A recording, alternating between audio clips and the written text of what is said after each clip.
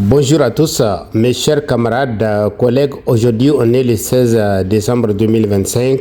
Je vous ai amené une vidéo qui est très importante par rapport à cette grande lutte que nous, on est en train de mener depuis l'Occident.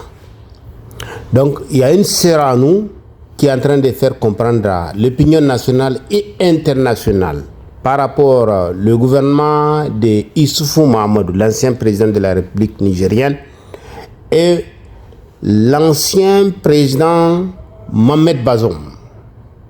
Les accords qu'ils ont faits avec les colonisateurs, on peut dire l'Amérique.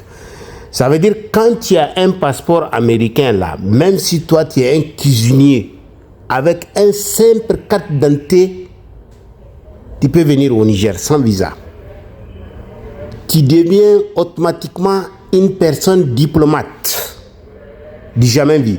Mais ces gens-là, ni Mohamed Bazoum, ni l'ancien président Issoufou Mahamadou, ont pu faire un accord aussi avec l'Amérique. Un Nigérien peut voyager avec sa pièce d'identité en Amérique. Et ils n'ont pas fait ça. Un Nigérien, quand il est en Amérique, là, automatiquement, il devient un sans-papier. Et puis encore, il faut qu'il cherche sa vie pour pouvoir avoir les papiers et tout le nécessaire.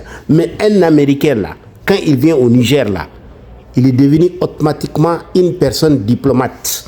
Quand il veut venir au Niger, depuis l'Amérique, là, il n'a même pas besoin de visa. Ça veut dire qu'un Américain, il devient un roi au Niger. Jusqu'à l'arrivée, les hautes personnalités qui s'appellent le président Abdraman Tiani a arrêté tous ces accords-là. On va écouter notre sœur. Vous allez comprendre bien ce que je suis en train de dire. Président Abdraman Paris, je vous remercie.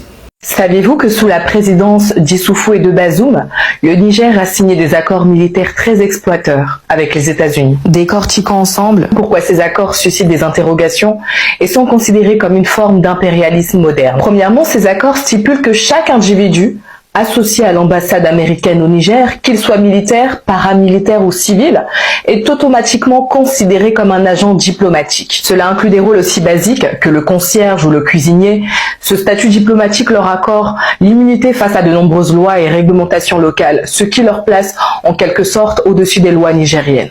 Deuxièmement, ces accords permettent aux Américains d'entrer et de sortir du Niger en utilisant uniquement leur carte d'identité américaine, sans besoin de visa ou d'autres formalités. Ce privilège spécial peut être perçu comme une atteinte à la souveraineté du Niger, car il compromet le contrôle du pays sur ses propres frontières. Troisièmement, sous ces accords, toute licence professionnelle délivrée par les États-Unis est automatiquement reconnue au Niger, sans frais supplémentaires, et est considérée comme légitime. Cela signifie qu'un professionnel américain n'a pas besoin de passer par les processus de certification nigériens. Quatrième, les permis de conduire américains sont valides au Niger et leurs détenteurs bénéficient d'une immunité diplomatique totale. Cela leur permet de conduire sans aucune restriction ni obligation de payer des frais locaux. Cette exemption pose des problèmes de sécurité routière et crée une situation de favoritisme. Cinquième, le personnel américain a le droit de porter des armes et des uniformes au Niger, avec l'autorisation du gouvernement américain. Aucun contrôle de sécurité nigérien n'est autorisé, ce qui signifie que le personnel américain peut opérer sans supervision locale. Cette clause est particulièrement inquiétante car elle diminue la capacité du Niger à contrôler les activités armées sur son propre territoire. Sixième, la justice pour tout personnel américain travaillant au Niger relève exclusivement du gouvernement américain, excluant toute intervention des autorités nigériennes. Cela crée un système judiciaire parallèle où les Américains échappent aux lois nigériennes, compromettant ainsi la souveraineté judiciaire du Niger. Septième, aucune taxe ou impôt n'est prélevé sur le personnel de défense américain et de l'ambassade des États-Unis, tant qu'ils sont sur le sol nigérien.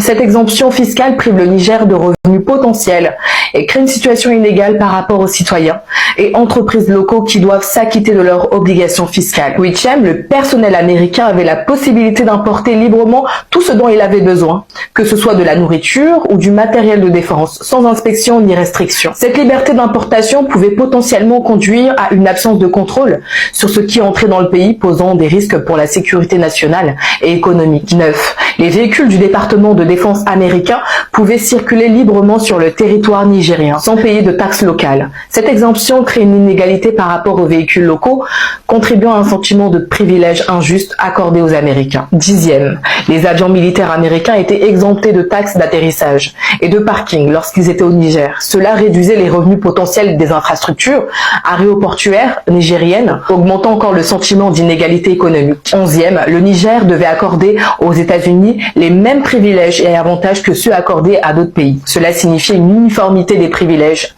mais posait aussi la question de savoir si ces accords mettaient en péril la souveraineté du Niger. 12. Les États-Unis avaient également le droit de construire des installations militaires ou civiles au Niger avec accès aux matériaux de construction nécessaires. Cette clause permettait aux États-Unis d'étendre leur influence infrastructurelle sans restriction, ce qui pouvait poser des problèmes de sécurité et de contrôle territorial pour le Niger. 13e. Le Niger devait accorder aux États-Unis un accès complet au sceptre des radiofréquences sur son territoire.